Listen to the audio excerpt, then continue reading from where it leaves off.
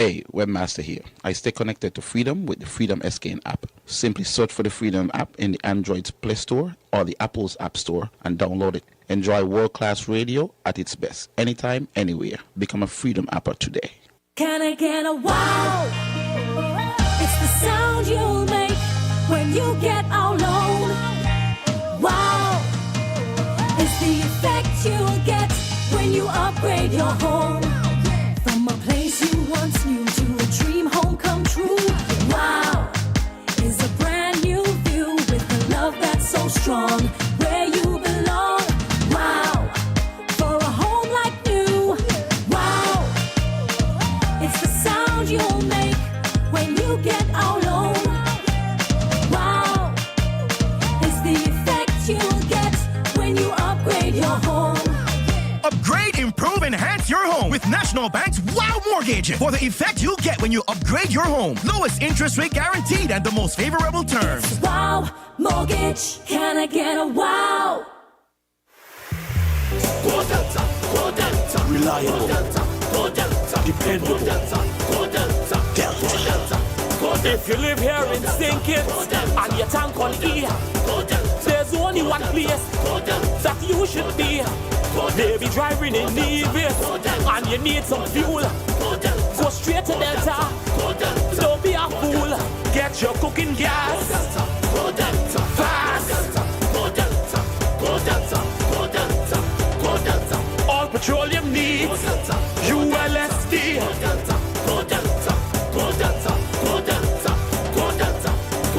Everyone in the region is shouting, Go Delta. Premium gasoline in a fully stocked C-store. So there's only one place you should be. Delta Petroleum, baby. The St. Kitts Credit Union is making mortgages easy. Becoming a homeowner, whether purchasing or building, has never been easier. The SKCU is here to help. Apply online via our website, www.skccu.com, or schedule an appointment today with one of our friendly loan officers to discuss your options. St. Kitts Credit Union, the best place to borrow, the best place to save.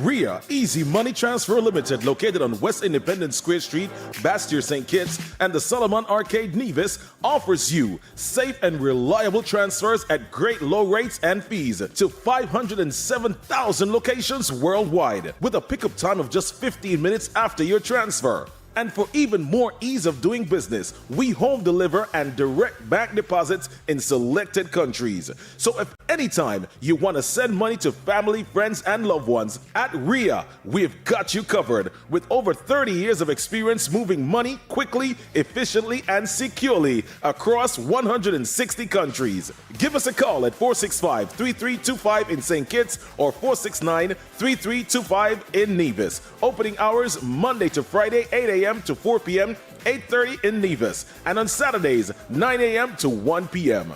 RIA Easy Money Transfer Limited.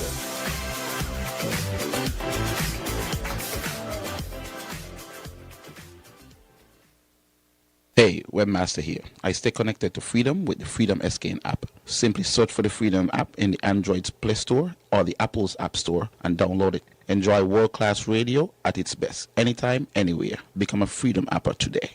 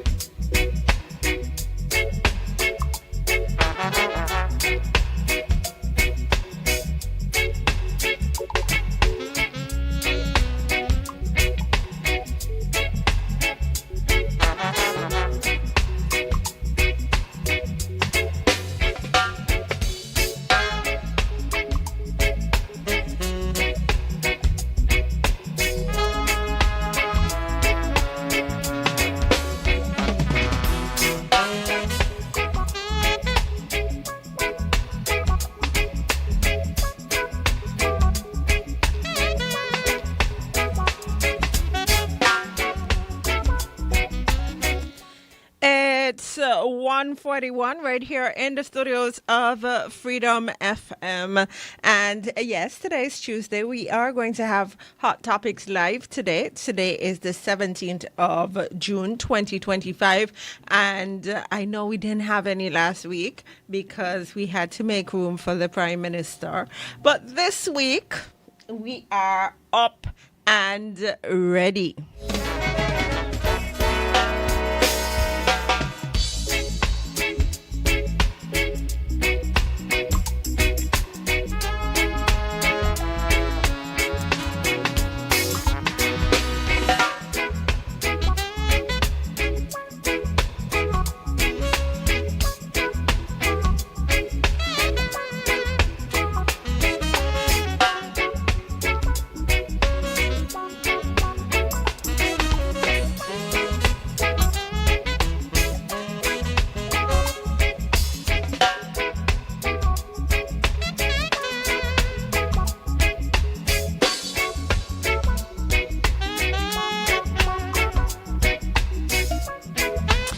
As usual for our Hot Topics live right here on Freedom FM, we have Mr. Nubian Grill. Yes.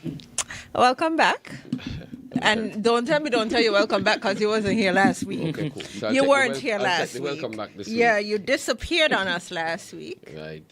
We had another Hot Topic show. You know, man, disappear. Somebody took my spot. Yeah, but we had a Hot Topic show. Right? So, yes. So, introduce the guest. Well, today we have the candidate for number 4 for the People's Action Movement. Members and friends, help me to welcome Mr. Azad Gums.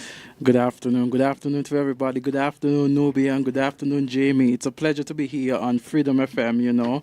It's always a pleasure to be in both of your company, you know, my fellow candidate, the candidate for constituency number 2 for the People's Action Movement. And, of course, you too, Jeremy. It's a wonderful time here this afternoon, and I am appreciative of the fact that I could share this moment with both of you and everyone who's listening via radio or even the social media platform. Good afternoon to everyone. Good afternoon, Azad. So, you are coming to us. Have you come off of your highs yet? Well, I have already started doing the work. It's a very surreal moment in the sense that I have thought about this moment, I've worked for this moment, and it's actually here. And as the moment is here now, I have to ensure that the work continues and to make sure that the People's Action Movement is successful in constituency number 4. The people of number 4 really matter. People of number 4 have real life issues, and these issues must be brought to the table and solved, not just idle thought, not just a good smile, a good laugh. The people of number 4 really, they are in need for representation, and that is what I hope to provide. I hope that I get the support of the majority of persons who are voting in the next election, and that with that support, the People's Action Movement gets the majority that is needed in each constituency, and then the number of seats required to form government. Only then can we really implement the change that the people of St. Kitts and Nevis are looking for. All across the constituencies, in constituency 4 and all the other constituencies across St. Kitts and Nevis, you have a yearning where persons want more from those persons who have been elected. And the People's Action Movement is the party that is gearing up and ready to serve the people of St. Kitts and Nevis again. Okay. So I listened to the press conference. I also listened to the convention. I don't normally listen to party conventions. Can't deal with the politics of it all. Yes. Because I think the convention and the conference, yes, I think they're more for party supporters, more for, a rallying call kind of thing. Yes. But I listened, and I noticed that you spoke about this being a dream. Yes. For you. Yes. Tell us why this was a dream. Well, I would say starting as a child, as a teenager at the Washington Archibald High School, I remember when we were given the opportunity, and I start from this to show you where the love for service came from. I remember we were given the opportunity when we were in first form, class 1A1. It was the first time that the school had selected a class to be the young leaders. And there you had the young leaders program. My homeroom teacher at the time was Naima Hazel Menon, who is the permanent secretary in the office of the Prime Minister now. So she was my homeroom teacher then. And she was in charge of the class. What year was this? This was 2001. Oh, okay. Yes, 2001. And so I was elected by the class to be the PRO of that group, and I had the opportunity to represent the class on public speaking occasions, having been a part of the Young Leaders Program, and at the time the topic was HIV awareness. And we came up with our own jingles, you know, the young leaders of Washi fighting against HIV. The message, it never fades. We must take control of AIDS. But I'm saying, you remember? Yes. You remember that word for word? Yes. So we came up with so many different things, and it showed us and it nurtured, I think, a group of leaders who are instrumental today and persons in my class who are out there doing what they can. And from there, I remember the application came in for Youth Parliament. That's the St. Kitts National Youth Parliament Association. I was in second farm at the age of 14. About 3 of us applied from the Washington Archibald High School in my class. It was Melissa Bryan. She's now at the World Bank. Kalia Ross Robinson. I think... she's about to open a school. Yeah, and her mom is a resident citizen here, and her father, Randall Robinson. No, not Kalia. That's, I think, this school is... her cousin. I think it's her cousin. Yes, probably the Chattertons. Yeah, yes. Yeah. And I know Kalia is into filmmaking and the like now. And so we applied as teenagers for the St. Kitts National Youth Parliament Association. At the time, we were very young. We met persons like, at the time then, he had Fadil Aimo, he had Jacqueline Bryant, he had persons like Azilla Clark, Jihan Williams, persons older than us. And we applied, the 3 of us got through, and no sooner than that we applied, it was community service again. And we were there doing projects on behalf of the Federation of St. Kitts and Nevis for national interests. No money, no compensation, only the investment of your time and skill to try to do something within the community. And I remember that as a part of the Youth Parliament Association, we were also given the opportunity to debate in the National House of Assembly. I remember the first time I debated, I was 16. I was in fourth form. I was a student of science, meaning chemistry, physics, and, biology. And I remember that we had to debate on safety, road safety, and we proposed the implementation of seatbelts. And I remember at the time we debated. At the point in time, Jeffrey Hanley was the youth officer. I think he was the head of the youth department at the time, the youth director. And so we debated. And I remember after debating, I was excited. And I said, wow, tomorrow I got to go to school. Why am I going to school? That moment I felt like I had found what I wanted to do. The chemistry, the physics, the biology. At that point in time, I was like, what am I going to school to do? This is what I want to do. But at that point in time, I never really understood how to get there.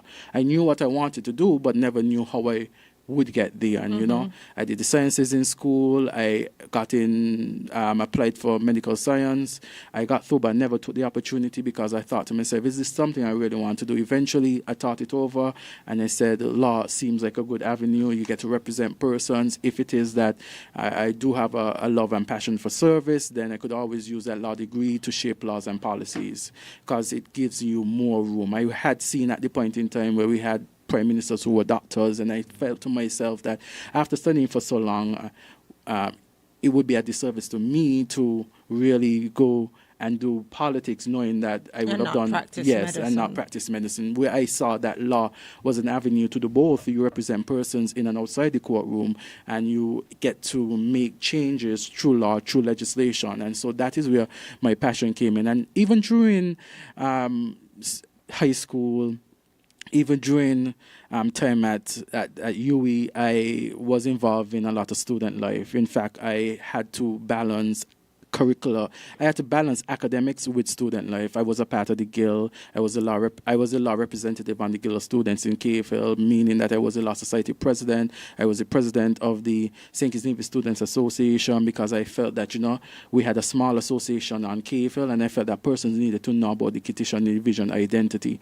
So at the point in time when I was there, think about an association with over 50 people, and persons wanted to know more about St. Kitts and Nevis. I made sure that the whole campus or the faculty or those persons in student life knew about St. Kitts and Nevis, because that was my goal, to try to become to showcase St. Kitts and Nevis as much as possible. So we had a week of activities. We had so many things where we really put forward that Kittitian division identity. So from an early age, I have been one who have always had a desire to serve, even without compensation, I mean, if elected as a member of parliament, there would be that compensation. Not saying that would be thing, but I'm saying that it would...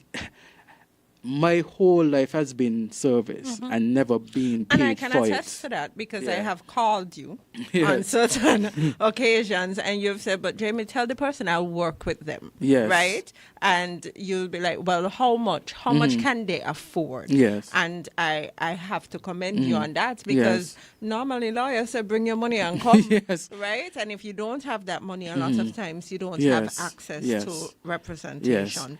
Now, why the People's Action Movement? People's Action Movement, I said it before, my father has always been involved in the People's Action Movement as a supporter. He has always been loyal to the People's Action Movement. I remember as a child, he took me to public meetings. He's a taxi operator. He runs passenger bus. And so oftentimes when he go and listen, we didn't have the social media presence as then. So you didn't have that opportunity where you go on the Facebook and you watch. You had the radio, but you want to be there in real time, because the radio can't show you what's being, the people them doing. You don't feel the energy. You don't, yes. So, you go in the passenger bus, something I can remember parking up in Standing Point, where you had the People's Action Movement, Sean Richards and the others who would have been speaking on the platform, and being in the bus and hearing and seeing, and sometimes after the public meeting, while you're going home, you take a little sleep on the bus, while things happening. So I think I would have received that introduction into the People's Action Movement. And of course, my father always talked about the People's Action Movement, so Kennedy Simmons, the first Prime Minister, and about a lot of things that the People's Action Movement would have done at the time. I remember at an early age, I think at the time when I had just finished from school, I had the opportunity to be one of the PRs within the Labour Party. They had reached out to me about being a public relation officer. I had just finished sixth form, and at that point in time, I really didn't feel like it was best for me at that time. I mean, the Labour Party had been in power. It would have been an opportunity because there would have been compensation. But at that point in time, I discussed it with, family members. I didn't feel comfortable at the time. I didn't feel comfortable being aligned to any political party outright, because I had never worn a party shirt, to be honest, in public, let me say, until the age of 30, when I became an executive member of the People's Action Movement. Yeah, before I would have been a supporter, yes, but I would not attend meetings and but you would not have seen me at that point in time in party shirts and stuff like that. During that time, much of my time I spent, overseas in the 20s, pursuing my law degree. Took 5 years, 3 years for the KVL campus, 2 years for the practice, in 5 years to become a lawyer. When I came back, I was the president of the St. Kitts National Youth Parliament Association, and that is an association that is supposed to be apolitical. So I really worked with young people, try to give back what I would have learned to those younger persons who were in part of the association, and not from a politically biased lens. So I would have worked with them. And then after completing my term as the president, and because you are part of the association until the age of 30. So having reached the age of 30, I sent in my resignation, not being a member officially. And then I said, you know what, maybe this is the next step. I thought about it. I said, I'm going to contest, there's caucus. I had worked as a officer, like an electoral officer for the caucus before, so I knew how it looked in terms of the voting process and counting the votes. And then one day I said, you know what, I'm going to put my name forward. And then I was nominated. That was the first time I won the position. In fact, I could remember it because it was 54 to 45. I had won just by 9 votes. And during the time in caucus, they actually would call out the names of the person. So at one point in time, I was getting licks. And I remember one person messaging me and saying to me, if you're not successful in this position, we could just nominate you for another position. And I said, okay, cool, no problem. And no sooner that the person said that, that's when, the votes came in, so to speak, and I was successful into the position. I then served as the Assistant General Secretary for 3 years in the party. I then served as the Deputy Chairman for a year, then the Chairman for a year, and then Deputy Political Leader of the party. And this is my second time as Deputy Political Leader. The People's Action Movement has election every year. It's a very democratic party. Not because you're in a position now means that you're going to be in that position a year after now. The only position that is not contested annually is the political leader position. But every other position is contested. And every year you meet the caucus of individuals from across the different constituencies, and you have to put forward your name, you have to put forward yourself, and they then, based on the votes, you know whether or not you return. So there are persons who will have served in various positions and not return at all. And so I want to say thank you for the support of the members of the caucus year after year, for the support that they have given me throughout the time. Okay. So Nubian, a very different avenue than your avenue, because you did say that you didn't have any political aspirations until recently. No, none whatsoever. And I believe it was born out of the same desire to serve. Seeing and experiencing that level of hardship as a child, as a young adult, that level of poverty is what fueled that. And also getting help from people in the community, in the workplace, it fueled that.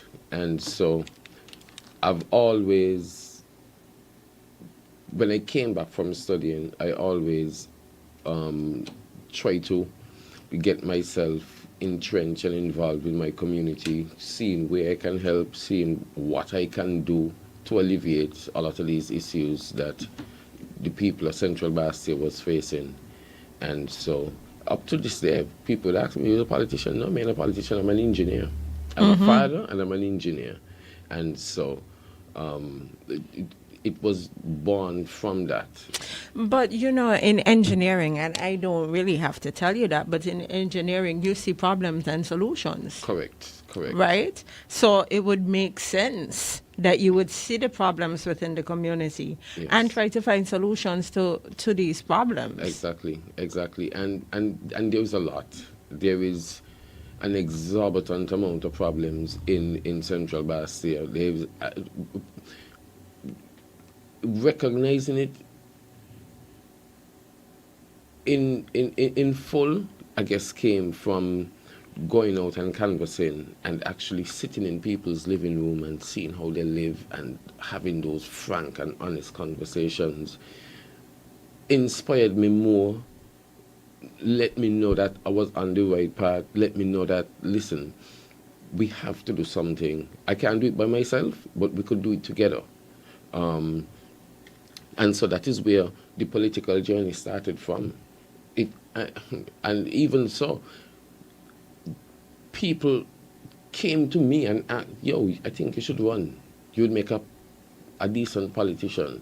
You would make somebody who could provide that level of leadership that we need in Central Bastia. Central Bastia has been neglected for decades.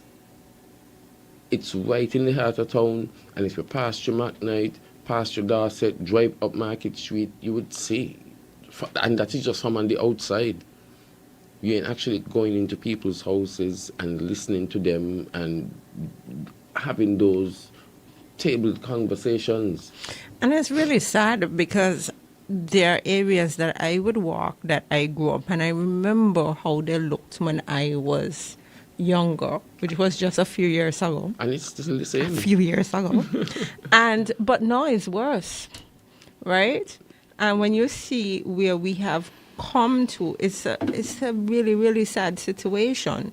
Irishtown Street was always filled with shops from right across by Tibo Avenue, come all the way across when it joins into Liverpool, and shops continue and stores continue all the way across there. Look at it now.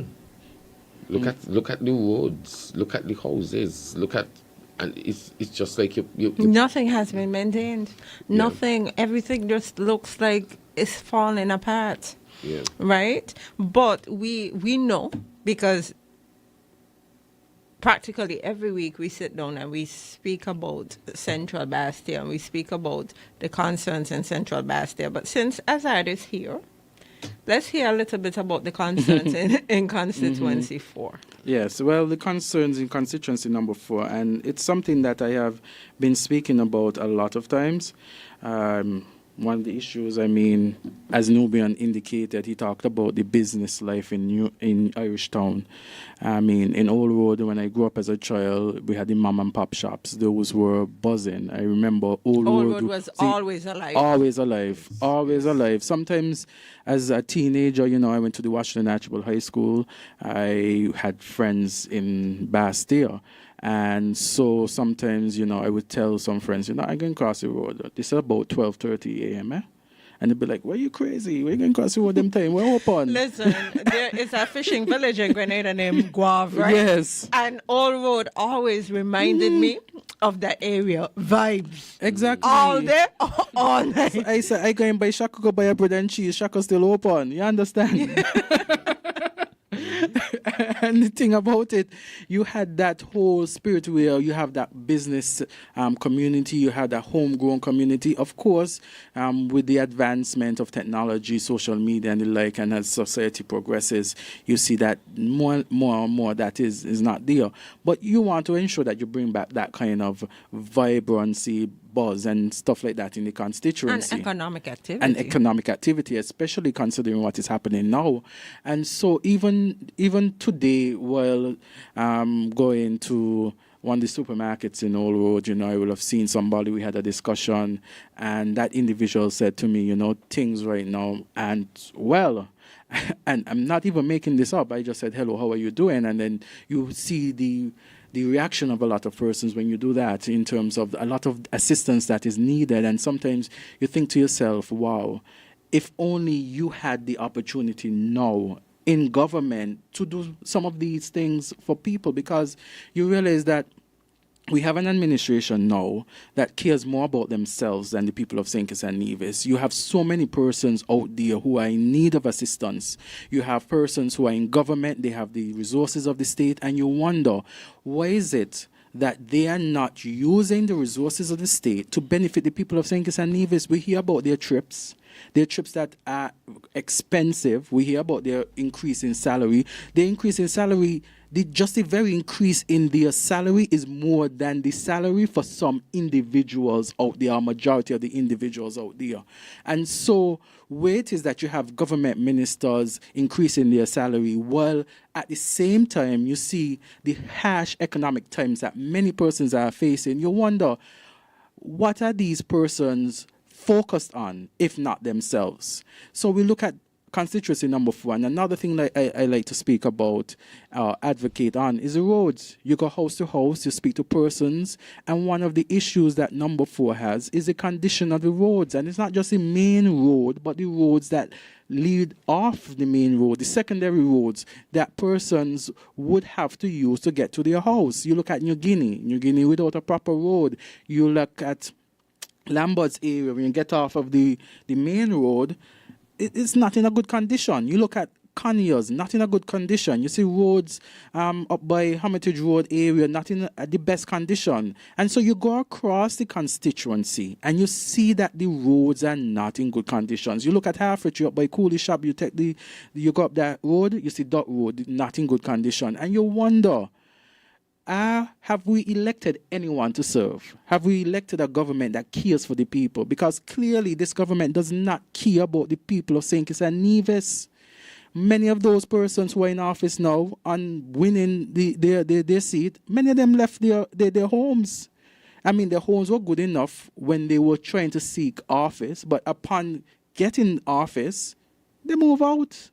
And it's not even within a fair amount of time. No sooner that they had won the election, these persons move out and live in more lush areas. So it's not even a situation whereby, okay, you see that they were living among their people for some years until they moved. No, they moved immediately, some even.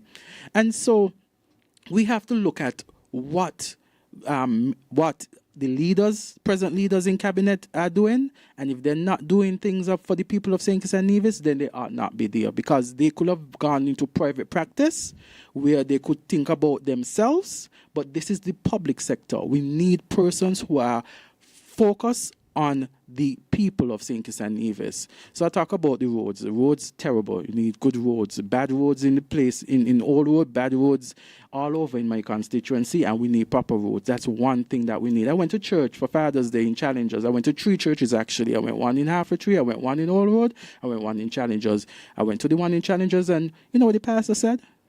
He said, you're seeking office. I want to talk to you about the roads on my Challengers. And I said, well, Pastor, if you hear me, I'm talking about the roads all over, because the roads are necessary. Another thing that is necessary in constituency number 4 is the housing. A lot of young persons, they're without houses. A lot of persons have to leave the constituency, go elsewhere, because there isn't enough government assistance when it comes to NHC and the like for proper housing solutions. We had a Deputy Prime Minister in the name of Dr. Jeffrey Hanley, who spoke about 2,400 homes being built by his administration as a Minister of Housing. Jamie, that was dead on arrival. Dr. Hanley was taken as a fool by these persons overseas who came and perhaps negotiated whatever they negotiated, what contracts they were signing, and at the end of the day, nothing to show. Nothing to show. But while they are fooled by these overseas investors, contractors or the like, the people of St. Kitts and Nevis suffer. So those persons who relied on their promise of getting some of these homes are now left with nothing. And so it's not even a situation whereby, okay, the government is failing and it comes at no consequence. Every time this administration fails, the people of St. Kitts and Nevis suffers because their actions have consequences. And they're not taken into account, as in my view, in my opinion, the people of St. Kitts and Nevis. They are more concerned about themselves. And about photo ops, every time you talk about the hospital, talking about the construction of this hospital, this new smart hospital, they clear the ground. No sooner that they clear the ground, grass grow up again on it. Dr. Hanley spoke about clearing the ground done by the Bastille High School and said the project has started. Well, I looked at it, and it's skeptical, because we have seen a number of times where this administration has said we're going to start something and nothing is done. So until a foundation is laid at the Bastille High School, until something is being constructed, it is still not done. In my estimation, nothing has been done. We look at a lot of things. So just like the housing revolution that they promised, not completed, I have to wait to see something being constructed on that site to say that the Bastille High School has started. Because this administration is good at fooling or thinking that they're fooling the people of St. Kitts and Nevis. Because I think after the first year, we realize that they are fooling us, and we are not fools. We are not persons to be taken advantage of. Majority of the people in St. Kitts and Nevis could read and write. We have a high literacy rate. And so we understand when people are fooling us. And this administration, this Labour administration, have been fooling the people of St. Kitts and Nevis. Another thing for the constituency, I think, employment, educational opportunities, I think those are things that we need to harness. And of course, our area, constituency number 4, I think it's the most beautiful constituency in St. Kitts and Nevis. I think it beats all. Hello.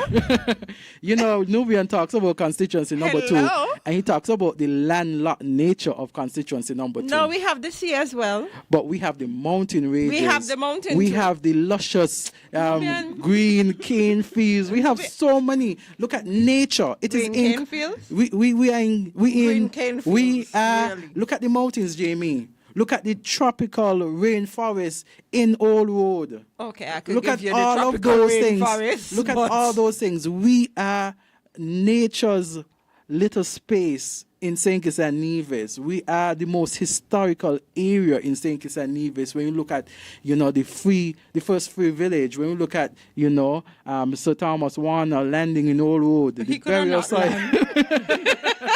That is true as well. But when we look at the I mean, history and the development, you see so many things in constituency number 4. And so I want us as people of constituency number 4 to hold proud and proudly what is in constituency number 4. I want constituency number 4 to be developed in such a way that we give the Southeast Peninsula competition in terms of when persons come to constituency number 4, they see a level of elevation like no other.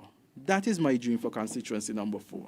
I'm happy that you have that dream for constituency 4. No, man, what is your dream for constituency number 2? Well, constituency number 2 essentially lack leadership in all facets of the community, in all facets of the constituency, in every village, in every town, in everywhere. And so even if you look at the lack of homes that are being built, because the government don't have any money. When we look at the trip to Nigeria, how much it costs the taxpayers? In excess, it is alleged that it costs in excess of $600,000. What could we have done with that $600,000? We could have fixed the airport roof. You know how much people on PAP could have gotten $500 from that $600,000? 1,200 people on PAP could have gotten $500 from that $600,000 that they took and went to Nigeria. What did we get in return from them going to Nigeria? There is so much. We could have built 3 low-income homes, provided 3 families that so desperately need homes in Central. We could have built 3 low-income homes on that trip to Nigeria. And what did we get? We get nothing. And we continue to get nothing, and we will continue to get nothing unless we change this government and put in a People's Action Movement government. And that's exactly what it is. The problem isn't isolated to Central Bastia. It's all around St. Kitts and Nevis. And so we need homes, we need job opportunities, we need opportunities to open small businesses, we need businesses for our youths in agriculture, in the tech industry, in the trades, carpentry, electrical, plumbing, masonry. We need a lot of jobs. Look up, we spoke about Irish Town Road. Most of the shops across is closed or abandoned. Where are the mom and pop shop? They're closed and abandoned because it's just the high cost of living is not allowing them to continue in business. And with no support from the government, it's only the foreigners them could get assistance, duty free and VAT free and this free and that free. We don't give that to our people in our communities. We don't get it. And so there are a lot of creative ways that we could create opportunities for the people in Central Bastia, not only for the people in Central Bastia, but for every constituency in St. Kitts and Nevis. But they're not creative enough. They don't think about that enough. For me, they go sleep thinking, well, okay, a trip somewhere, how we could go, how much of us going?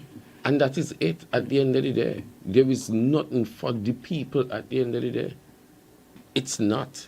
And it's the truth. I mean, trying to knock anybody, but it's the truth at this point in time. Where are we going to end up in the next 2 years if we continue along this path? I don't believe, as Nubian has said, I don't believe that this set of leaders that we have in this Labour administration wake up thinking how we can make these people of St. Kitts and Nevis' lives any better. I think the first thing they wake up is what next we could go, where else we could travel, what opportunity out there for us to say that we're going to Timbuktu. and how many persons can we take with us on these trips. As indicated before, Mia Motley, when she did her presentation in Parliament at one point in time, Mia Motley said, look, we ain't only traveling, we are showing you how much it costs for our travel and how much we have given to the people in terms of what grants we have been given for our travel. At the end of the day, they travel. They come back, they talk about MOU, Memorandum of Understanding, but there is no understanding by this administration that when they travel, they need to come back with tangible solutions, tangible projects. Everything is intangible. They have ideas, grand plans, and nothing comes to fruition. They are in the seat now. They're not in opposition. The time of talking about ideas and talking about plans and talking about sustainable island state is gone for them. They must implement what they are talking about now. And they have failed to do so. I do not believe that these set of members that sit in the seat in cabinet care about the people of St. Kitts and Nevis. Talk about the greenhouses. We have a Minister of Agriculture. I think everyone knows about him. Talk about the greenhouses in Newground. I did a video there, Jamie, about the greenhouses. These greenhouses, I think, were supposed to be completed some time ago, maybe months, years ago. You understand? When I did the video, no sooner than I did the video, the land was cleared, cut. And maybe if he's listening now, tomorrow you get it cut again. But if you go down there now, the grass higher than the greenhouse structures. You understand? But what we have is a reactive Minister of Agriculture who reacts to after someone says something rather than trying to fulfill the promises that he has made. We have the King Collins Athletic Stadium. Minister of Sports dropped the ball, not once, twice. We had one time we had to go to Nevis. No one is knocking Nevis because I think that is a good opportunity to have a sharing relation between St. Kitts and Nevis when it comes to sports. But it was short notice given to the organizers. The minister ain't really got to do nothing. He goes with his fancy suit, fancy shoes, his fancy sunglasses, and he goes to these events, parading, smiling, taking pictures.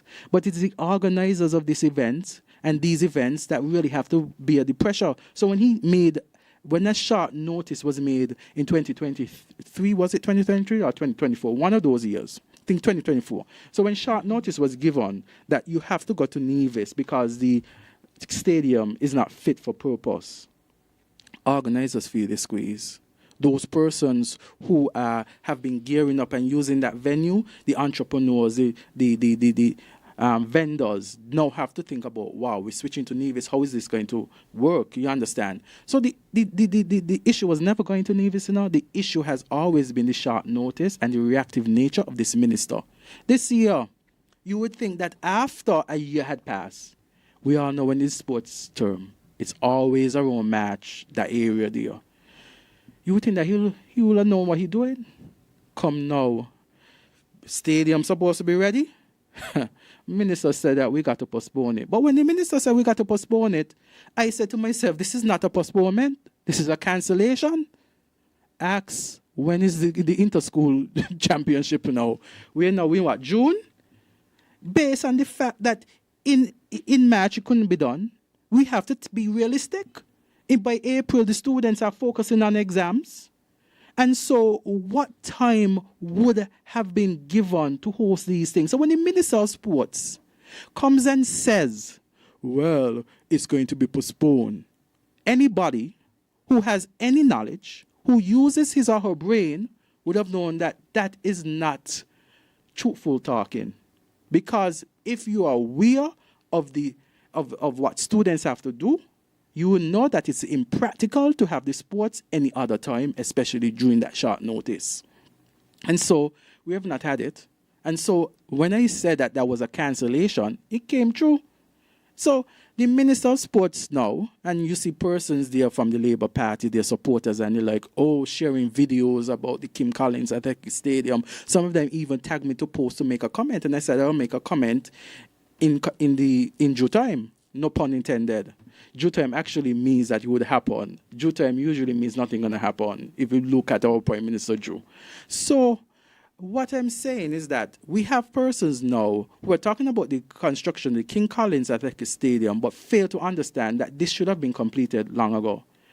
Persons, I shouldn't have to have gone up there, make a video for the minister to take the importance or to make ground on it. It shows that only when you highlight their faults do they ever, sometimes, because sometimes they don't do anything, eh? Sometimes if you highlight the fault, they might do something. Because I have made a video numerous times about the conditions of the road in Conyers, and I've sent it to the representative for constituency number 4, the member of parliament, because whatever I do, it's out in the public, and I send it to him personally, and otherwise I circulate it among the people and make sure that he has a copy as well. So it is not that he hasn't received my statements as it relates to the roads, but he has not done anything. In fact, the Minister of Public Infrastructure made an announcement about the number of roads that are going to be, looked at. And I was waiting to see, well, maybe Duggan's going to do something, had a conversation with Congress. When Congress talked about the projects coming when it comes to road, may hear constituency 4. So I wonder if it is that we have no representation in the very cabinet, because persons are thinking about their own trips. It's not even about constituency number 4. It's every constituency that exists in St. Kitts. There is no representation or very little representation. And we did not vote for that. The people of St. Kitts and Nevis did not vote for that. And so the only solution to this problem that we are facing at this particular time is to elect a government that is the People's Action Movement. And that's what it is. That's the only hope that we have at this point in time. When you look at the work ethics and what the People's Action Movement has brought to St. Kitts, that is the only thing we could count on at this point in time. Mm-hmm. With all its accolades, as I keep saying. Right now, most government that we had previously, fighting over the citizenship by investment program monies. And that was done by the People's Action Movement. The fighting over the peninsula and lands over the peninsula, that was opened up by the People's Action Movement. And every pillar of our economy right now that is still left standing were erected by the People's Action Movement. And that is what we want. That is what we need. When we look, and even if we look at the basketball court now, you have the basketball court, basketball city, nothing done since February, March. It's all over that this Minister of Sports, Agriculture, or whatever, creative economy, everything failing. You look at, and as Nubian said, you look at the performance of the ministers across the board, and you wonder what minister is actually doing the work that is necessary to be done. Because you have Congress Maynard in constituency number 3, the Minister of Public Works, and then you have persons in constituency 4 complaining about water going off at odd hours. Odd times you have people across St. Kitts and Nevis who sometimes have to rush home at a particular time to ensure that they get a bath. And so when you look and you take a microscope or you take whatever lens needed to examine the performance of these ministers, you realize that all of them are left wanting. None of them are doing what they're supposed to do to ensure that St. Kitts runs smoothly. And then they go and blame the former administration. For everything that is going wrong now, they blame the former administration. So if you ain't got water today, blame Pam, and who was a part of Team Unity, for it. And you see, the difficulty I have with that is that, Jamie, if I come to this office space in this studio and tell you I want to clean it because it's dirty, and you give me the job to clean it. Why, after you give me the job to clean it, all I could tell you about is the person that was cleaning it before? I came and I saw what it was. I knew the condition of it. But all I could tell you at this point in time, the cleaner you had before wasn't cleaning it properly. And the cleaner you had before left some dirt under the corner over there. And the cleaner that you had before sweep up some dirt in the corner. And under the table, the cleaner which you clean under the table. That is why you gave me the job. You gave me the job because you needed performance. And all I could provide you with, I can't provide you with performance. All I could provide you with is excuses as to why I can't do it. No solutions. Not out the hat, not out the box, not out the pocket, nothing from anywhere. All I could provide you with is excuses and excuses and excuses and the farm administration. Well, what about you? What about your performance? And I've always said that, when you're canvassing is difficult.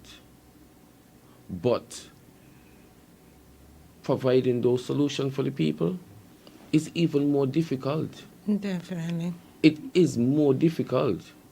And even though we tell me canvassers and tell me team, boy, this is difficult, I know that when you do get that position, you have to work even 10 times harder than when you're canvassing, and canvassing is a very, very hard task because you must at all costs provide those solutions that make the people of your constituency and of the federation better. My role as a minister would be to make the lives and livelihood of the people of the federation much better than I met it. Otherwise, I would have been there for nothing. I would have wasted their time. Okay, and on that note, we do have to take a short commercial Most break because we definitely. want to interact with our callers this afternoon. So let's take a break and we'll be right back. Right. Wow. It's the sound you'll make when you get our loan. Wow. It's the effect you'll get when you upgrade your home. From a place you once knew to a dream home come true. Wow. Is a brand new view with a love that's so strong. Where you belong. Wow. For a home like new. Wow. It's the sound you'll make when you get our loan. Wow. It's the effect you'll get when you upgrade your home. Upgrade, improve, enhance your home with National Bank's Wow Mortgage. For the effect you'll get when you upgrade your home. Lowest interest rate guaranteed and the most favorable terms. Wow Mortgage. Can I get a wow? Reliable, dependable, Delta.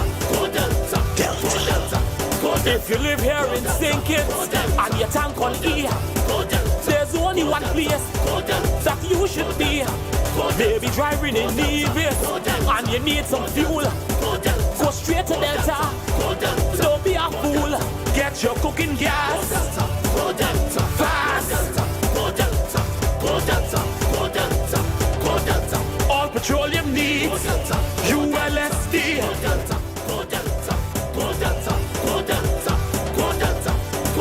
Everyone in the region is shouting, Go Delta. Premium gasoline in a fully stocked C-store. So there's only one place you should be. Delta Petroleum, baby. The St. Kitts Credit Union is making mortgages easy.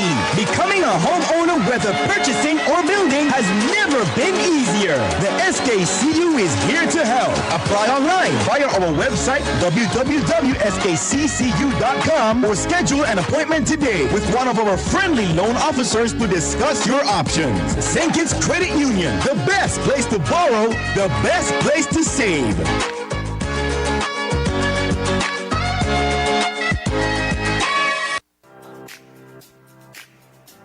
RIA Easy Money Transfer Limited, located on West Independence Square Street, Bastyr, St. Kitts, and the Solomon Arcade, Nevis, offers you safe and reliable transfers at great low rates and fees to 507,000 locations worldwide, with a pickup time of just 15 minutes after your transfer. And for even more ease of doing business, we home deliver and direct bank deposits in selected countries. So if anytime you want to send money to family, friends, and loved ones, at RIA, we've got you covered. With over 30 years of experience moving money quickly, efficiently, and securely across 160 countries. Give us a call at 465-3325 in St. Kitts or 469-3325 in Nevis. Opening hours Monday to Friday, 8 a.m. to 4 p.m., 8:30 in Nevis, and on Saturdays, 9 a.m. to 1 p.m.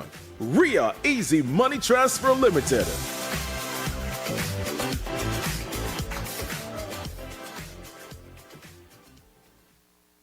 Hey, Webmaster here. I stay connected to Freedom with the Freedom SKN app. Simply search for the Freedom app in the Android's Play Store or the Apple's App Store and download it. Enjoy world-class radio at its best, anytime, anywhere. Become a Freedom apper today.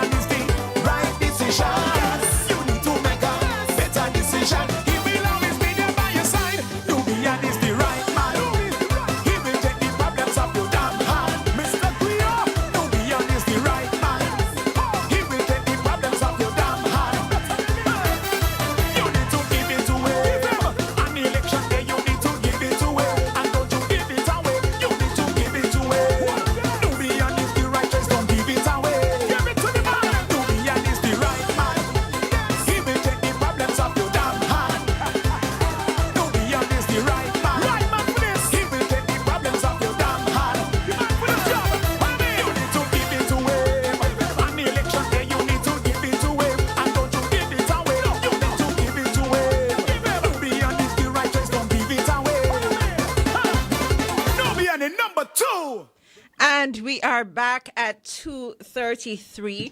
Now, while we were on the break, there were persons asking about a proposed travel ban. Travel ban.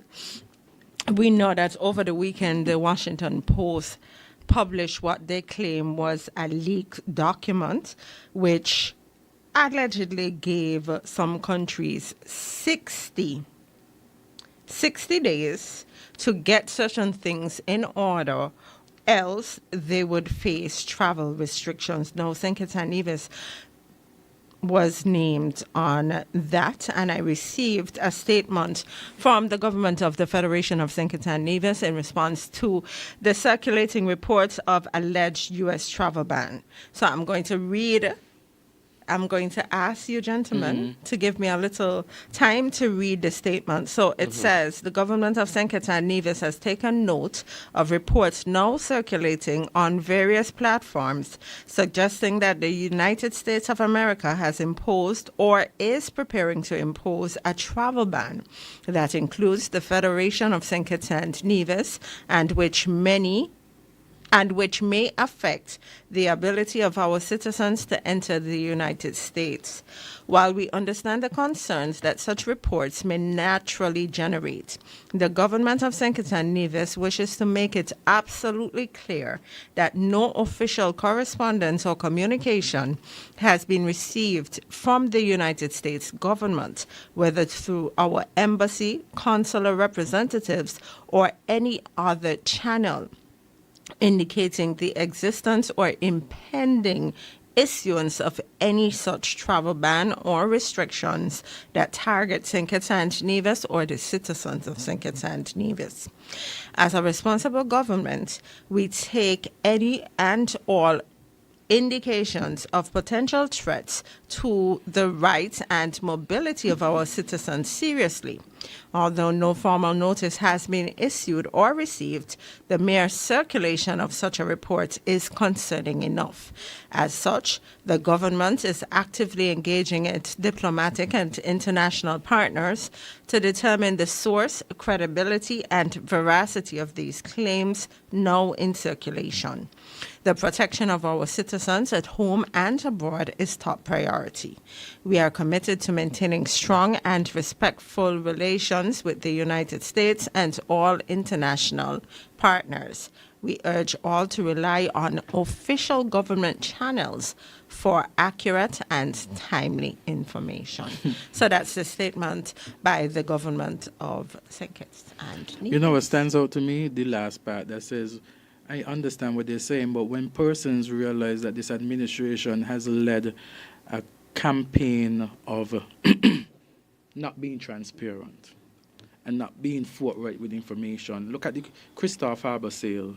You heard about that somewhere first rather than with the government of St. Kitts and Nevis. And so when you read that, and the response is one that, you expect of a government.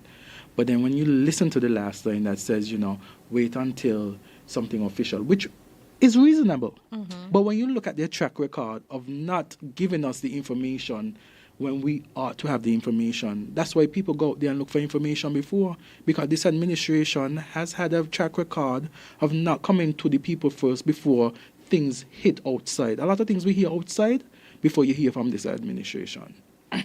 Well, the Trump administration has not spoken about the veracity of the report either. The memo, the internal memo, was signed by Secretary of State Marco Rubio, and the Department of State, they have refused to comment on it because they said that they don't comment on internal deliberations. So it's left to be seen. This is not the first time. It's not the first time that this allegation has been made. It was made recently. And I kind of want to believe that. And listen, when I say this, I'm not speaking at all against the government of St. Kitts and Nevis, but I feel like the Trump administration, they just wake up every day and work out, how do I mess with people? Right. Especially people of color. How do I just mess with them a little bit today? And I do believe that they're trying it. Yes. They will try something. Will it happen? I don't know. But I believe they will try. But it goes back to the same point when the Prime Minister went to Washington and he said he had meaningful conversation with Marco Rubio. And we asked the question, well, what was those meaningful conversations? What did you discuss on our behalf? Well, he did say while he was here that the question was asked about the relationship with St. Kitts and Nevis and Cuba. Right. And the labor. Remember, the U.S. government has alleged that that countries that engage in the Cuban brigade, the Cuban medical brigade, may not be adhering to labor laws. So he said that he assured that we don't participate in any kind of breach to the labor laws. So he did mention that. And he said, But probably that's just a part of the conversation. What about the travel ban? We are never gonna know the entire conversation, Novian. But and this is not about the Prime Minister, but no Prime Minister gonna come back and tell you, listen, we had this conversation. When you gonna come tell us? Of course. No, you're not. Yes, but listen, I'm not there representing myself. Yes, but no Prime Minister, I don't think, ever comes and say, oh, but we spoke about this and we spoke about that, and what they tell us what they want us to know. But you should know everything. I'm not there representing myself. That's the point I'm making. I am not there representing myself. And when you have media outlets like SKN Times who put out articles and, raises the concern about what is happening, you have the persons who support the Prime Minister and the Labour administration coming on in the comments, defending, saying all sorts of things, only after realizing that, now the Prime Minister has made a press release on what is happening. When you had talks about the Christopher Harbour, I mentioned that before, had talks about the sale of Christopher Harbour. For some time, I sit down SKN Times before I even hear from the Prime Minister or any other government official on it. And so that's why sometimes people are so focused on trying to get information outside. And that's why sometimes people might be fooled at times about the information that is coming outside, because they're hoping to hear something that they don't hear first and foremost from their representative or their government. Okay, we're going to open the lines because we Yes. can speak about this all afternoon, and we don't have all afternoon. So the numbers to call in are 662-1065, 465-6474, or 465-0546. Let's take this call. Good afternoon. We missed that one. Let's try this one. Good afternoon. You're live. Good afternoon, Jamie. Good afternoon, sir. So good afternoon to my brother and my friend, Mr. Nobian. Hey. Yeah, and good afternoon to Azad. Good So, afternoon. Congratulations to the two guys.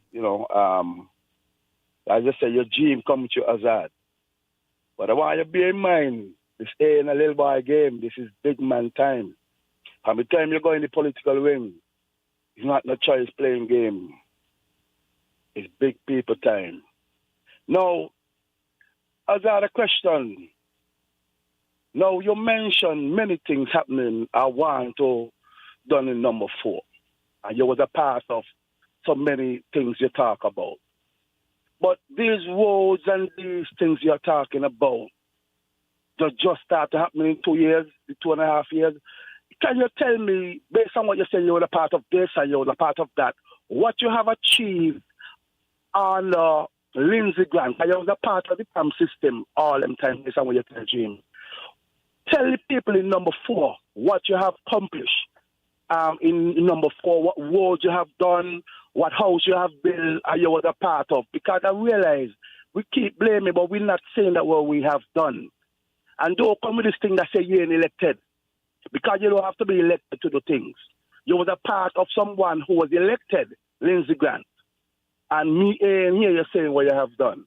The other part I want to talk, my friend Nobian, when you blow whistle, I want to warn you, making sure the whistle is clean, making sure the whistle is pure. Because if you put it to your mouth, you will get bacteria, you will get germs. So, as we know, you're part of PAM officially. And I want to tell you congratulations again. But bear in mind, when Timothy throw the stone at you, make up your mind that your glass house don't get damaged. Have a blessed day, my friend. Thank you so much, caller. That was our first caller for this afternoon. Thank you so much for that contribution. We keep missing calls on that number. I don't know what's happening, but the numbers to call in are, well, try 465-6474 or 465-0546. You can also try 662-1065. Those are the numbers to call in. Good afternoon. You're live. Greetings, Serena. Greetings. We got you this time. Yeah, this time.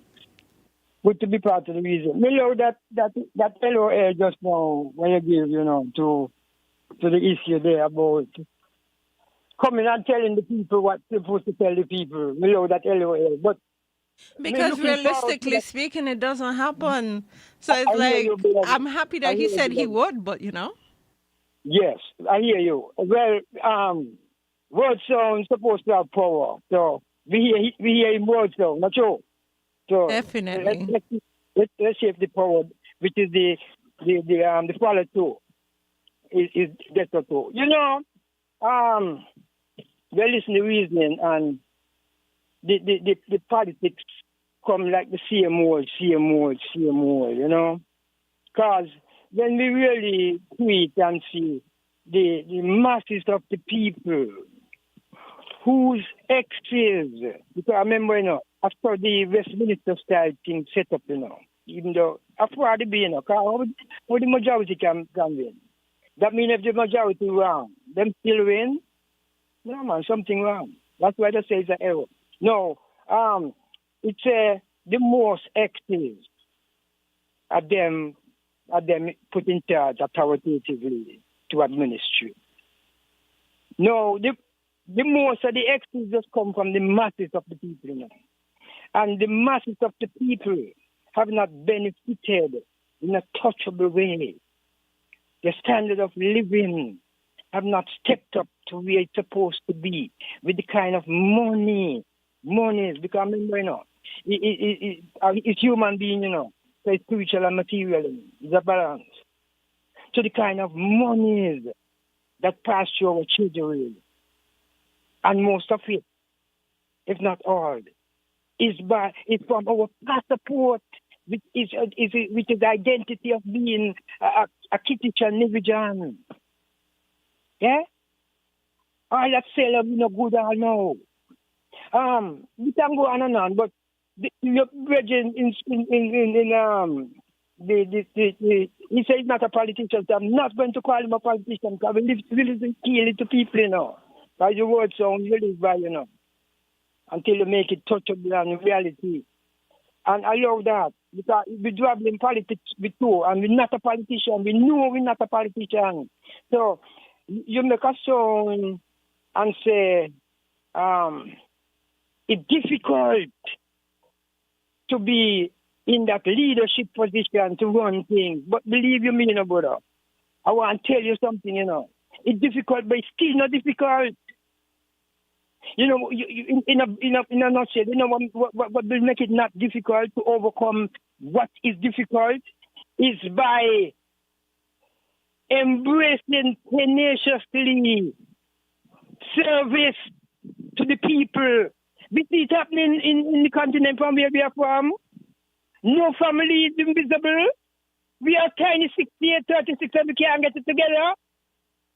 No. We're bigger than that. Remember, they are not a Kittitian, Nivijan people, No, far from that. They are a continental people. And if you look at universal people, can be mixed with everybody, everywhere. Yeah, man, we need to step up, and we wish the well and all who have the meditation to make a change. Make the whole world hear about this federation. I think it's a news where the policy is so and so, the running is so and so, is so and so. Yeah, we need to. Them things are not happening. The same old. We years. So. Thank you so much, caller. And you see, you're hearing the frustration. And Nobia, you and I, we've spoken about that same frustration over and over again, because there are some people who feel like, people just making excuses. People just don't want to, carry out their civic duty. But when you go to vote over and over and over and over, and you get the same person just in a different body, it's frustrating. Right? So, Jamie, I don't know if you have other callers, but I know. A call is coming in. Good afternoon. You're live. Good afternoon to everyone, and peace to our nation, and you are there. Good afternoon. I'm just calling, I'm just listening the conversation, and I'm hearing the concerns of the two gentlemen there who are representing the great party of the People's Action Movement. And I just want to lend some support, give some comfort to the people of the nation. Come the next general election, just vote for every single candidate of the People's Action Movement. And we will see our nation will be prosperous again. Not just the nation. Because when we have prosperous people, we have a prosperous nation. That's the policy or the philosophy of the People's Action Movement. And we're not going to say right now, but one thing for sure, we're going to make things much better than what it is today. Because we have the solutions to the problems that we are facing now. We would have done it in the past because we already built the foundation. And now we have the foundation that we have built. And yes, some others will come and build upon it, but not as the way it's supposed to be. We're going to make it better and carry our building higher, meaning we're going to take our country not one step, but at least maybe 20 steps further than where we are today. Because what? We have the interests of the people and this nation at hand. So I'm going to continue listening to my two colleagues, putting out to the nation to let them know what the People's Action Movement and its candidates plan to do to make this nation not among the best, but the best in the world. Because it's not just size, but it's what you have thinking, and plus with the people of this nation who want to be better for our great nation. With you being involved and helping us, trust me, we will get there. Right. So, thank you very much for listening to me and continue doing a good work. My colleagues, God bless you all. God bless constituency number 7. And God bless St. Kitts and Nevis. Pick up constituency 7, you have your work to do, so make sure.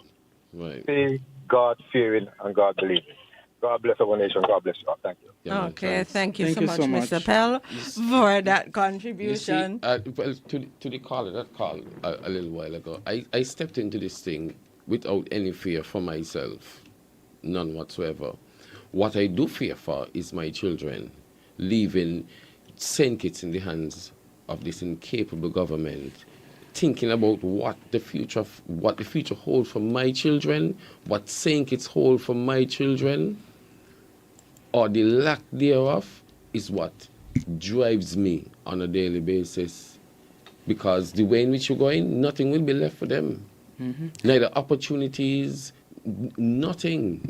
I keep saying, if my children don't end up in university and come back with a piece of paper, and even then, you're still getting fight down. Or still then, you would say, boy, your father was a PAM already, so you can't get this or you can't get that.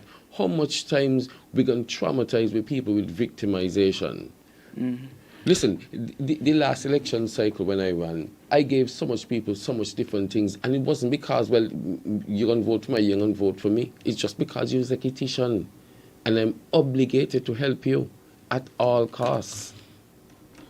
At all costs. And that is what the same thing I want for my children. Where at some point in time you not see red, yellow or orange. You just see the national flag. You're a Kittitian or you're a resident of St. Kitts and Nevis. You get help. You get the help that you need. You hear it every day. People going on government headquarters looking for help. For scholarships, for different opportunities, and they don't get it. They go in the bank, different opportunities, they don't get it. They go education, different departments in agriculture all around the country. There's no creative aspect. There's a department called Creative Economy. There's no creativeness in this government to help and make sure poor people get ahead. So when the caller say, oh, I got to watch out for Timothy, I got to watch out for everybody. I got to watch out for Joe, I got to watch out for Timothy, I got to watch out for Samuel, I got to watch out for Marsha, I got to watch out for everybody for the sake of my children. But you know something? As I'm going to let you comment just now. But comments like that, right? Comments like those are what really help to make the political system what it is in St. Kitts and Nevis. Because there are many capable people who are willing to assist, willing to serve, but shy away from party politics and shy away from electoral politics simply because they don't want to be on that kind of journey with nobody. They don't want nobody bash them. They don't want nobody threatening them to find whatever skeletons they may have or create the skeletons to put in their closet and that kind of thing. And it's really disheartening because a lot of our people can assist Listen. Right? But just choose not to, because if I'm going to be helping in certain things and then you hear, oh, but she did do this and she did this and she that and whatever. People don't want to be mixed in that. Yes. Jamie, let me address the caller. Okay, one more. Hello, caller, you're on the line. Good afternoon. Good afternoon. Good afternoon. Everyone, yes. I'm going to start with a little story and fast forward to present day. Several years ago, I got stuck on the beach in my Honda Civic. Along came a gentleman. For the purpose of this discussion, let's say this gentleman was an engineer. And he went beyond the call of duty to get me out of the sand where I was stuck. And I want to say publicly thank him for that. I remember that.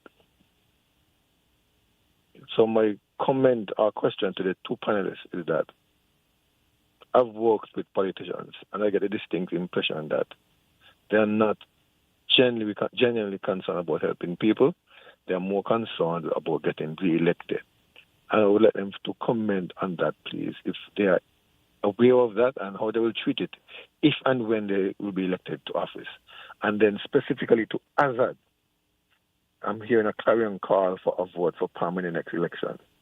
I am in constituency 8 and I haven't seen any motions for any suitable candidate to run for Palm. Are you in a position to comment on that, to indicate anything what is happening in constituency 8 in particular? If we want a complete Palm slate, then I believe that the time is now to groom somebody to replace who was there. The person who replaced the old incumbent Hamilton wasn't good enough. I was borne out by the results of the last election, so I would like to know if he knows if anything is happening in constituency 8. I listen off here. Hey. Hello? What the question for me was? The first question, sorry? It has to do with the fact that politicians that I've seen are all concerned about getting re-elected. It's not a matter of fact of traveling. All they think about, in my opinion, is how do I get re-elected? And how can you tell us what you'll do different from the present crop and the recent past crop of politicians? Okay, thank you. Okay, thank you, caller. Okay, thank you so much. Azad, I want to give you the first. Okay. So I want to address the first caller because the first caller said in his question or comment, he said that this is a big boys game, that politics is a big boys game. He alluded to me working in the community and the like and says no, that politics is a big boys game. I want to tell that caller, I may be looking youthful, but I'm close to 40. I want to tell that caller as well that I'm a lawyer for almost 10 years. This year is going to be 10 years. I have been representing people of St. Kitts and Nevis in court. You understand? And outside of court. I've had clients who have brought matters against the government, and the government, this administration, has settled. So I understand the gravity of the situation. I understand that this is no little boy's game, and I'm no little boy when it comes to putting people first and representing people when and where it counts. He indicated too about some of the projects that Lindsey Grant, my predecessor, would have done for the people of constituency number 4. Lester Caller forgets we had 20 years of labor while in office, and persons were complaining about the Old Road Bay, the condition in which Old Road Bay was. Persons would have lost their life due to the hilly terrain, erosion of the hill that caused on heavy rainfall, rocks to come down and destroy life and property. Under a Team Unity administration in which Pam was a part, in the first term in office, we had the Old Road Bay resurfaced, expanded, and now persons are safe to travel along the Old Road Bay Road. That is something that was done under People's Action Movement government. At the time, Lindsey Grant was the representative for constituency number 4. When we look, he talked about housing. And a number of houses were built by NHC for persons who owned land in constituency number 4. A number of them. And so when he asks about housing, if he goes to NHC and he checks the record, he would see that a number of houses were built by the People's Action Movement, in which on the Team Unity, for the people of constituency number 4. Look at the Conyers housing development recently done. That was under the People's Action Movement. And so I have to ask the question whether or not this caller called in to ask genuine concerns and questions, because if he is aware, these are things that persons know about. You know about the Old Road Bear? You know about the Conyers housing development that was constructed on the Team Unity PAM was a part of? You know about the houses that were built by NHC for a number of persons. Look at Godwin Gut, Jamie. Godwin Gut for years was like a dot road. That little area there that you have the gut and you have the thing. It was cemented, paved under the People's Action Movement, Lindsey Grant being the representative. Just the other day, there was a candlelight service for one of the Mashams who lost his life. And in attendance, I was there, and Lindsey Grant was there as well, and we were there and we were talking. And something that we said is, this road here that is now paved, 5-7 years ago, that wasn't so. People who now born and live in Godwin Gut met a paved road. But that was not the case for many persons who grew up in that area. When we look at the Virtuals playing field, now renamed, you understand? And you look at the bright lights. Just the other day, there were a game was being played down there. And because of what the PAM representative would have done, having lights on the field, bright lights, it facilitated the playing of the game in the evening. What we do not see is any further renovation of that facility by the Minister of Sports now to ensure that other games can be played and played comfortably. We need a renovation of that stadium. But if you can't fix King Collins in 3 years, I don't know when that is going to start. You understand? Under Lindsey Grant, People's Action Movement, you see upgrading of the fisheries. So when this caller calls in and says and wonders what the People's Action Movement has been doing, I wonder whether or not he's genuine with his concern. Because the People's Action Movement in constituency number 4 have always put people first. This is something, I could mention something that our representative, my predecessor did, not on government funds. The Tyrrell Williams Primary School, he provides breakfast for those children every morning. Still? And based on my information, it still happens. Based on when the last time I checked, it still happens. And so it is disingenuous at best when this caller calls in and questions the work and the progress made by the People's Action Movement in constituency number 4. There was another caller, and he spoke about politicians thinking about re-election, and that is a concern. In fact, I have found as an observer that many politicians, they're more concerned about winning the next election than providing a plan for the people of St. Kitts and Nevis to push St. Kitts and Nevis forward.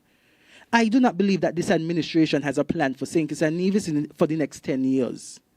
They might only have a plan how they could fool the people to win the next election. But I say this, if I'm given the opportunity to serve the people of St. Kitts and Nevis, if I am elected as a member of parliament, I don't want to be known for how many elections I have won. I want to be known by the legacy that I have built in the constituency, the legacy that I left behind when they met in office. When you look at Sir Kennedy Simmons and the legacy of the People's Action Movement and his administration from 1980 to 1995, the record is proven and tested and cannot be compared to any other administration, far beyond expectation. That is the type of legacy I want to leave if I'm given an opportunity to serve. I'm not thinking about being re-elected over and over. If it is that what I have done is good enough for the people to say, boy, yeah, he deserves another term, so be it. But let it be that I leave behind a legacy that the people of St. Kitts and Nevis, and more specifically the people of Number 4, can be proud of. He spoke about, the next caller spoke about constituency number 8. And based on what the political leader has said, she is going through with announcements. It's just that number 2 and number 4 were the two that she figured were ready at this point in time to ensure that we get the ball rolling.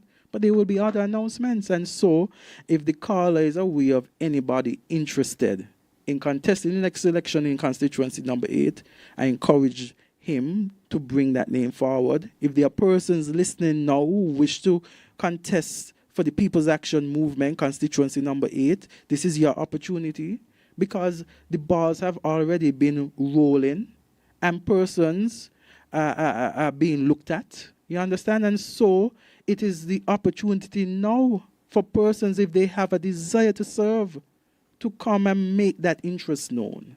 And so I want to thank the caller for the questions that he has asked. I think it's really good questions. They come from a genuine, in my view, they're genuine, and I hope that I have answered as best as I can. Okay, gentlemen, we are out of time. Well, let me just answer the caller here.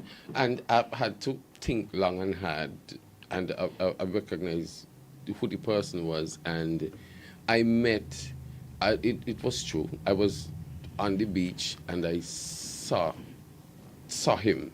He was parked, well, he was stuck in the sand a bit further down the beach, and in trying to get his vehicle out, my vehicle also got stuck, so we stayed there a while. I called some other persons and they came and assist, and that is a perfect example of what my life has always been. Willing to help, always trying to put people before myself, sometimes to a fault, and assisting and being the engineer, figuring out creative ways to find those solutions that benefit people at the end of the day. And so as an engineer, I bring my creative skills to the table, and in making sure we could find those solutions to the lot of problems that we have. It's not only housing or infrastructure, we have problems. We have problems when it came about the peace. When we got involved, we found a solution to that. We found workable solution. It wasn't the perfect solution because the time wasn't given to find all the different holes that it had, but we found a solution to it.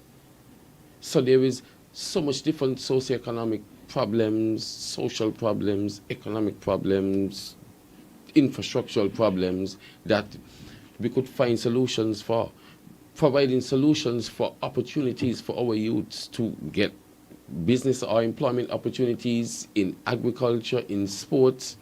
Listen, we could have done this whole sports thing so much differently and get our youths involved in something meaningful that they could use later on as a means to get overseas, to showcase your skills, not only in football, in cricket, in basketball, in track and field, in all those other areas, in agriculture. We need our youths involved in agriculture so that we could promote food security for St. Kitts and Nevis. Almost every week we got boatloads of stuff coming into St. Kitts. We are our youths, we are our people that could fill that gap and could make that little money to help themselves and their families. We are non-existent. And that's why I said the creativeness of this government is on zero. There is nothing in it for us. And that is what drives me, making sure that I could provide that platform for my kids to strive and be successful. And not only my children, but my neighbors' children, my friends' children, people that I don't even know from my community and in other different communities, that they can survive, and not only survive, but live a life, a comfortable, successful life in St. Kitts. And that is the main reason and the only reason why I'm here today in politics and a candidate to the People's Action Movement. Because outside of that, I would have not been here. Politics doesn't interest me. that much. And Jimmy, I want to say, building on what Nubian has said, at the end of the day, I have a desire to serve. It's not for the love of money that I come into this. I mean, I have opened my own law practice since the Labour administration has taken office. I was once the lawyer, the legal counsel for the ANC Ports Authority. They took office. I then was given a letter indicating that my service was no longer required. I could have stayed quiet. I don't come from a big family with big resources or big money. I said to myself, I have a desire to serve the people of St. Kitts and Nevis. And so what did I do? I opened up my own firm because I knew that it would not have been fair to go and work in another private practice and be limited in what I could do. I then opened. You don't know what to expect. There are lawyers out there. And I could say this, that I have been able to meet my commitments for the past 2 years. I have been able to eat. I have been able to sponsor events and sponsor activities. I have been able, by the grace of God and by the people of St. Kitts and Nevis who come and ask for my service, to continue to do the good work. And so, again, being named the candidate for constituency number 4, I continue to do the work. I will not be dismayed by the obstacles that are before me, because I believe that nothing beats hard work. And I do hope that the people sees the genuine nature that I possess. And I think that real represents real. We have an administration that is uncaring. And I think it is now time for leaders who care about the people of St. Kitts and Nevis. And on that note, that's how we're going to end Hot Topics Live for this afternoon. Thank you to all of our callers. Thank you for all of you who chose to spend your afternoon with us. We'll be back on Tuesday, right? No, we're going to be back on Tuesday, right? We'll be back on Tuesday because I know the telephone line going off. So but we don't have time today. So this is how we're going to end for this afternoon. Coming up next on Freedom FM, we have Island Rhythms hosted by EK.